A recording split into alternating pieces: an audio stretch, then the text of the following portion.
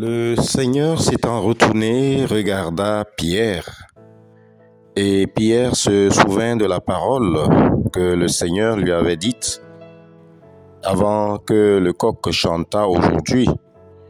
Tu me renieras 3 fois. Et étant sorti, il pleura amèrement. Amen.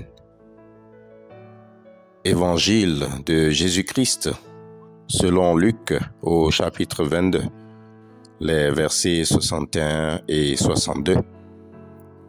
Comment gérer la culpabilité de ton passé?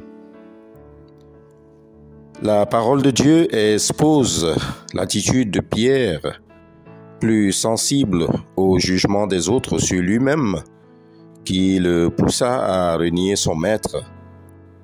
Pierre était normalement le plus franc des disciples, d'un caractère aimable et expansif. Il a eu l'occasion de défendre Jésus contre ses ennemis. Mais là, il a tremblé devant les hommes, refusant par 3 fois de reconnaître Jésus. Mais la parole de Jésus, elle s'accomplira. Le regard de Jésus le lui rappela, ce qui le plongea dans une culpabilité amère. À travers la Bible, plusieurs personnages ont connu des moments d'échec dans leur relation avec Dieu. Mais cependant, Dieu les a utilisés plus tard pour réaliser de grandes choses, en dépit de leur culpabilité. Prenons l'exemple de Moïse, de Paul, etc. Moïse, par le meurtre d'un Égyptien, a libéré le peuple d'Israël. Paul, quant à lui, coupable de persécution des croyants chrétiens, a été puissamment utilisé pour l'évangélisation plus tard.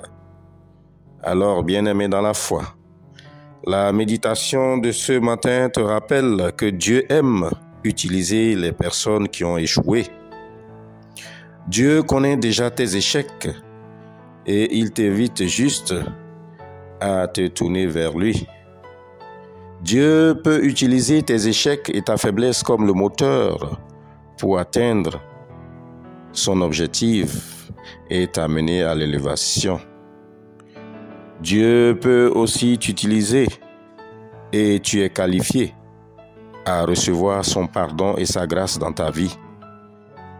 Ma sœur, mon frère en Christ, quelle que soit la faute que tu as pu commettre dans ton passé, aussi mauvaise, aussi grave qu'elle soit, la parole de Dieu te dit ce matin de reconnaître ta culpabilité pour recevoir le pardon du Seigneur.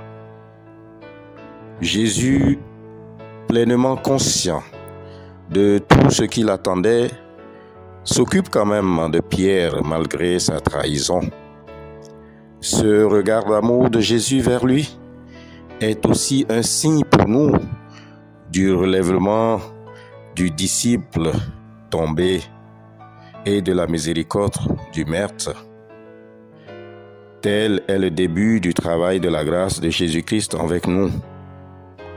Prions donc pour que Dieu nous accorde son pardon, quel que soit notre passé d'adultère, de meurtre, de vol, de viol, de mensonge, de lâcheté, de prostitution, et que sais-je encore.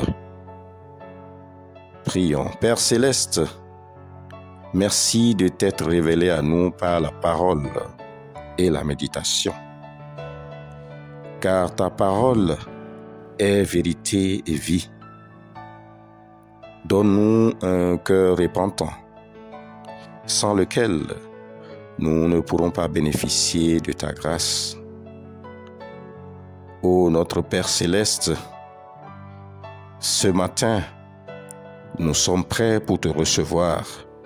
Nous sommes prêts pour accueillir ton pardon et te suivre pour le reste de notre vie.